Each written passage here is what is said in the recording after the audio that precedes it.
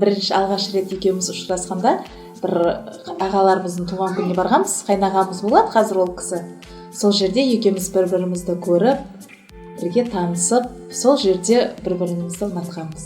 Отбасы ол ең бірінші сыйластық, бір-бірімізді түсіну, құрмет бір-бірімізге деген. Сонан соң махаббат деп ойлаймын меніңше. Бірге табысқа жетісу, бірге жеңістерге жету, сол қуаныштарды бөлісетін адамдар қасында мысалы деген балдар күнде қуанышты күліп ойнағандарын қуана бересің. Сол өмірге деген андай талпыныста бала отбасы болғаннан кейін балдарды өсіремін, балдарды жетілдіремін, тәрбие беремін, өйтемін деген енді көп пландар көп. Соған талпыныс. Ол отбасы деген сол менің ойымша ол жастарға болған талпыныс, бұл мынандай жаман жолдардан өз-өзін сақтап қалу. Отбасыға дегенде кешке жақын келіп үйде бір ошақта отырып борыш деп ойлаймын өзім. Ата-анамыз алдында борышымыз, Алланың алдында борышымыз. Біз ең бірінші осы отбасы болып отыр, осындай дәрежеге жеткеніміз біздің бірінші ата-енемнің, одан кейін ата-анамның арқасы деп білем. Ол кісілер жаңағы үнемі бізге айтып отыратын, бірінші жаңағы күйеуіңді сыйла, одан кейін ата-анасын сыйла, осылай туған туыстарын сыйла деп үнемі бізге айтып отырады. Мен солардың жаңағы несі деп білем, бізге берген эстафетасы деп білем осы сөздерді. Ата-енем Құдайға шүкір біздің жаманымызды жасырып, жақсымызды асырып отырған адамдар. Ата-анам да дәрігер болған, өзім де дәрігер. Інім де, қарындасым дәрігер, сол балдарға да сол дәрігер болуды үйретіп отқан бір жағым бар. Анатомия жағынан кішкене үйретемін, сол дәрігер бірінші көмектерді қалай көрсетіп үйретемін. Осы бастан талдаулар, қыздың талдауы стоматолог болған дейді, педиатр болған дейді, өседі ғой. Бала болса кардиолог болған болады осы бастан. Мақсатына жетсін деп ойлаймын. Адам денсаулық деген ол маңызды нәрсе ғой. Керек мамандықтар болғаннан кейін елге керек болатын адам. Сосын балаларға отанды сүюді үйретуге тырысамыз көбінесе. Өтірік айтпауға, ұрлық жасамауға, адамгершіліктерді, ата-ананы сыйлауды үйретуге.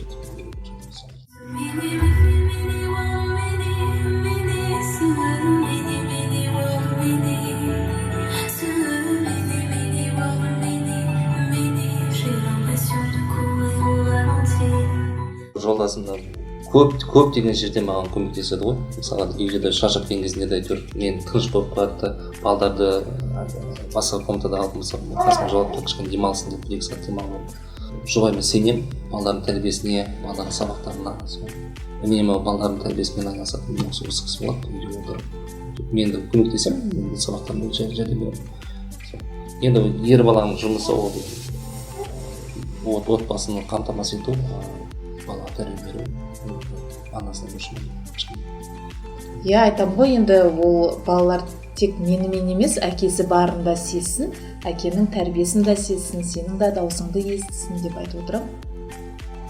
Сенбі жексенбі күндері жаңағы балалармен бірге болады. Баланың жеңістігі деп бір жағынан санайтын мына Астанаға бір конкурстарға барып келеді, домбырамен домбыраға қатысқаннан кейін сол бір мәрте Астанаға өзімді барып келдім, баламен қосылып. Сол әсерлі бір сезім.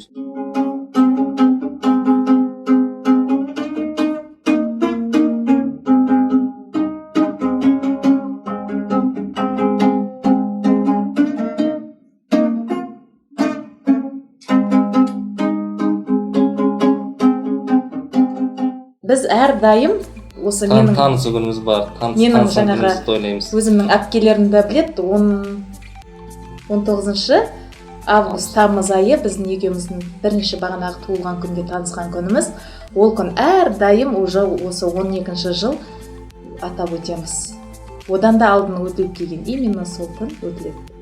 18-19 июльді атап өтеміз. Ол жаңағы той болған күніміз. Жылда ата-анамыз шақырып үйде отырып.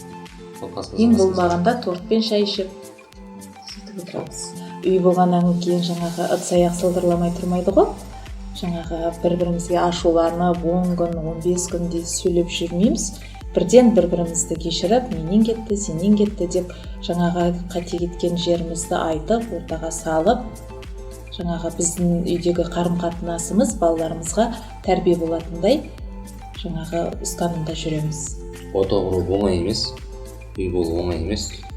Сол себептен егер отбасын құрамасаңыздар, соған талпынып біргелікте бірлестік қой, маңыздысы сол ата-анасын сыйлап өте талпыну керек. Жауапкершілікті сезініп әрі қарай. Жаңағы айтады ғой, өгіз болып жегіліп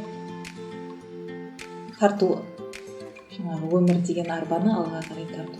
Дендеріңіз сау болсын, әрдайым отбасымызда, барлықтарыңыздың отбасыларыңызда тыныштық, береке, тоқшылық, ауызбіршілік болсын.